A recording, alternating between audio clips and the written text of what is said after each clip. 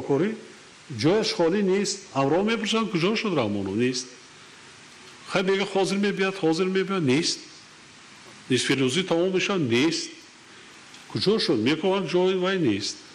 میرون تمام میجا رو میکن، میبینن که بعد کسی میبینه لباساش در لبی هست خودش نیست. بعدا های غواص میارن میدراید یه در تگی آب جسدش. مادر من دیگر 3 نفر بودن همراهش. به درجه کم بضاعت بودیم و که همون زمانا جسد رو پدر و مادران از حساب خودشان میآوردن. کسی پول داشت اگر حادثه رو میداد رفته جسد فرزندش میآورد با خراجات خودش. کسی که نمیداشت در همونجا با خاک میسپرد. یک 10 روز نگاه کردن. بعد 10 روز خیلی دیگر هیچ که پیدا نشد. نه مبلغ کی میرود؟ هیچ کس نرفت. همین 3 طرفی خشان از سنگتوده، جماعت دیاتی سنگتوده، اکا و دادر یا کسی دیگر از شهر دوشنبه اونا به خاک سپردن. 3-4 مراتب زیارت رفتیم، آنها برده نشان دادن. بعد فکرها بود که گرفته آوردن در کار.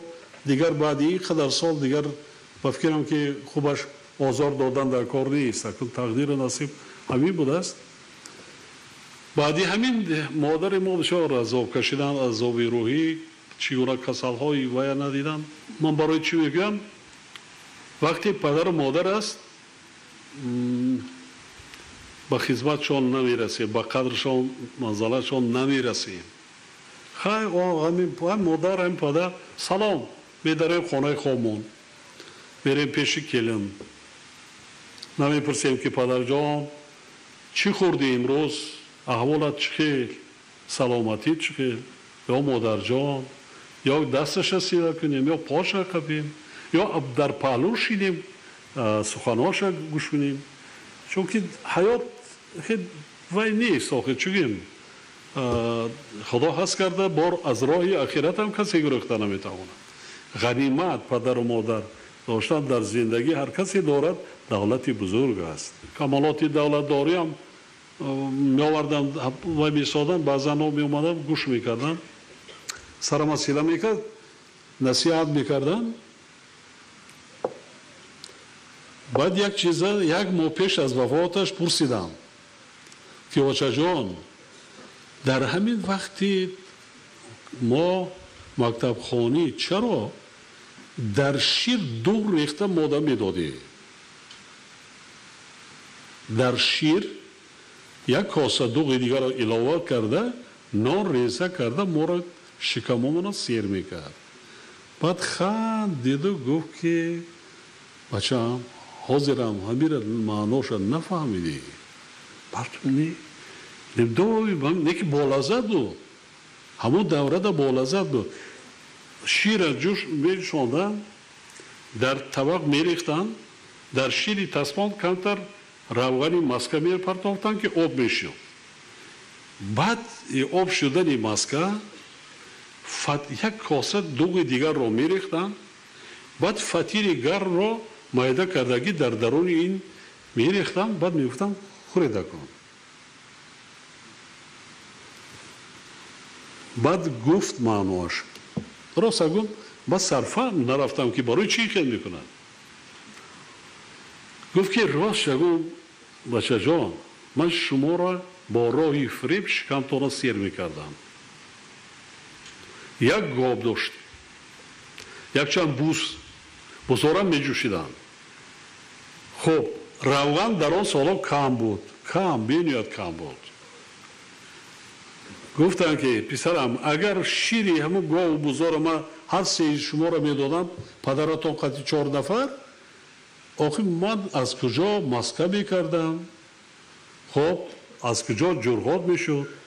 بعد در فصل زمستان مهمان میآمد، من مهمانم چیخه قبول میکردم و طعام میپختم و گوسیل میکردم، چون که همه چی براوانی زرد وای میکردم. اگر شیر همه را میخورده این چیزا نمیشد. من همین رو کار میکردم که شکم شما را سیر کنم، روزه گذرانیم.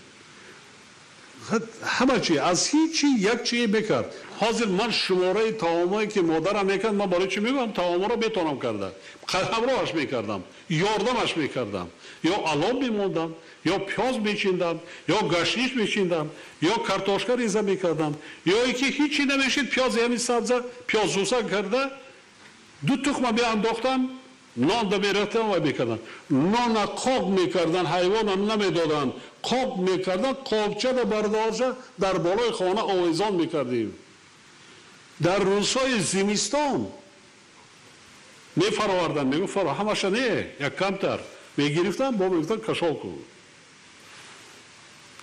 اینا یک آب میگرداندن و میده میکردن دیگچه را میماندن بالای پیشکده کمتر همین پیاز این چیزا رو میکردن کارتوشکا هم دیسیسی بود قیمت بود نبود کم بود این کارتوشکا نبرآمد اینقدر سیراب بود اگر یک دانه کارتوشکا میشید بپرتافتن ریزه کده نمیشید دو دانه تخم مرغ داشتیم دو یا سه تخم میپرتافتن من ولی بسیار شوربا ده تخم میپرتافتن بعد همین نان قوقه در همین دیگچه میریختن بالای دیگچه را محکم کرده این خیلی شالچه قدی میپشاندن بعد یک 15 مینوت بعد میگو دستاتان شوین شین سری دستخوانده در طبق میریختن دیگچه قدی ایها از گوشت بولازد همین قدر بامازه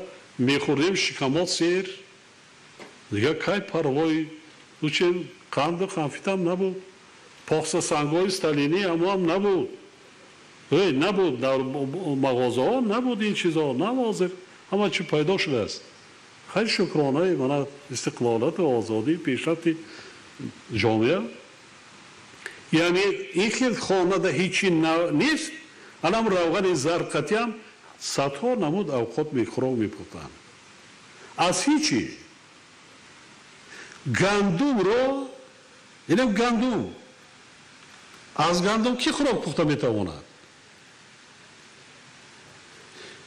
در زمستان با میگم سر ما مکتب میرویم چیزی دیگر نیست یک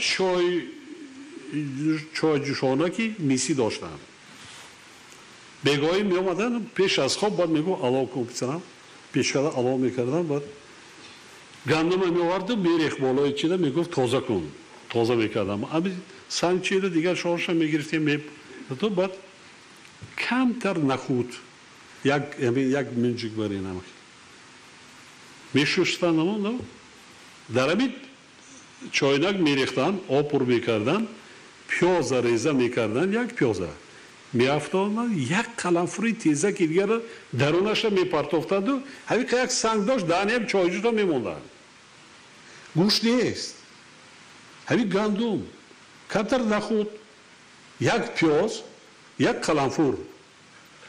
قلمفورای تیز همین جوشیده تا سحر میسته سحر ما میخیزیم کارا یادم پیش از مکتب رفتن در طبق میریختن قاشقارا میدادن بوش هر یک گندم 4 گندم میشه تا سحر میجوشه نخود هم از آن جمله همین تیزی قلمفور با بلازتش میکند اشتها را میاره یک همون باید میریختن یک طبق پر میشد بگو خوریده کنو بعد مکتب رویم باور میکنیم میخوردیم نه خنوکی میگفتیم نه تنوکی میگفتیم دیگه کار آبنوشی آب پیرلیل میشد و در پرات پیشم دارم این حال آبای شیشکی باید برآمد یعنی مادر با تمام راه و واسطه تمام جانکاری هاش برای فرزند است خودش در شکمش نان نمیخورد لباس نمیپوشد برای فرزندش اگر خدای نخواسته فرزند سرش در کند یا یک جان اگر باید شود بیمار شود مادر از فرزند بیمار بیمارتر میشه پدر کمتر باید چی میگه ما خیلی پدر است که بزرگتر که هر وقت خودش نگاه داشته میتواند لیکن مادر سینه رحم میگوییم که شیر سفید پاک یا یکی اذیتی کشیده است در وقت تولد یا که بیدار خواب یا که در سری گواره من دائم میگم چقدر خدمتی نکنیم از سرشان تیلاکی نریزیم همه خدمتی ما در 100 سال در نزد مادر با یک شب بیدار خواب یا که سری گواره برابر نمیشه.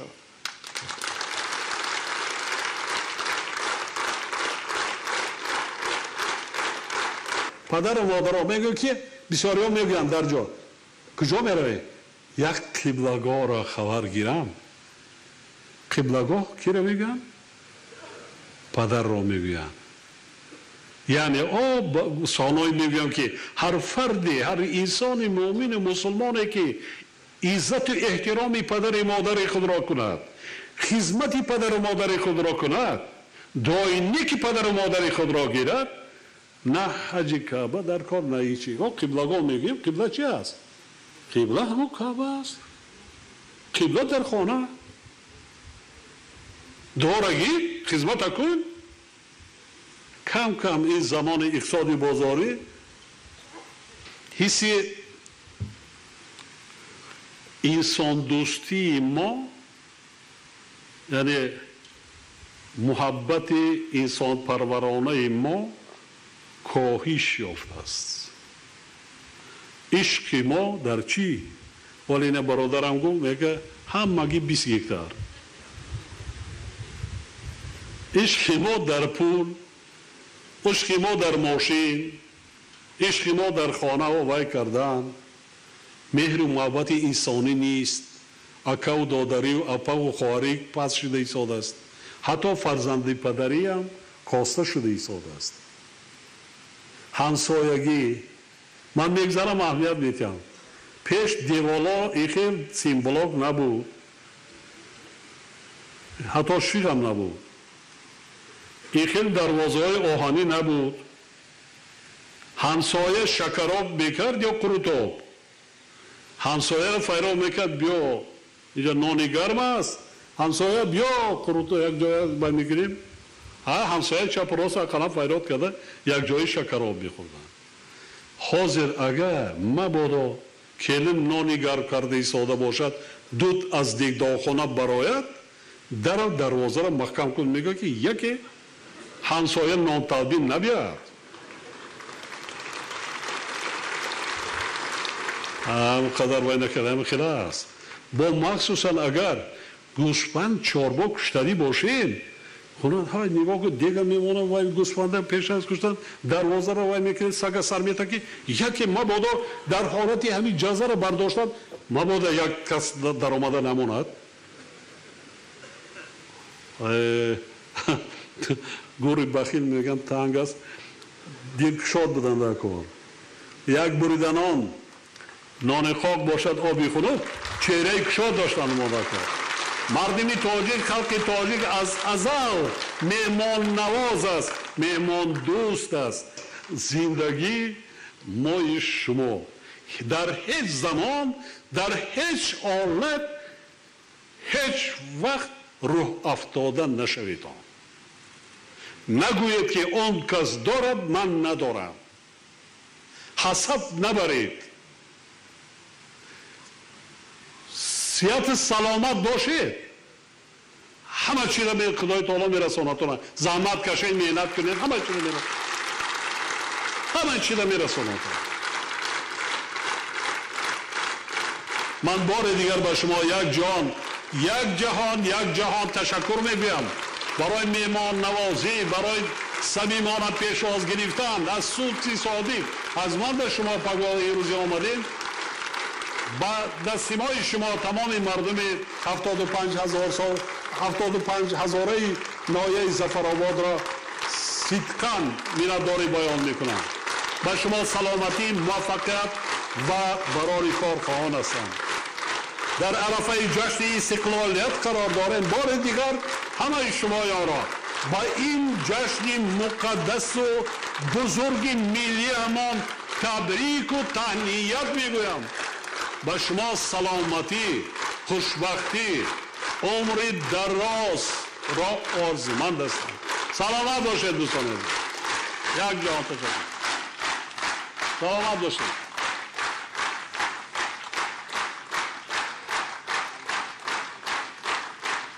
تا بازدید سلامت باشید خوشبخت باشید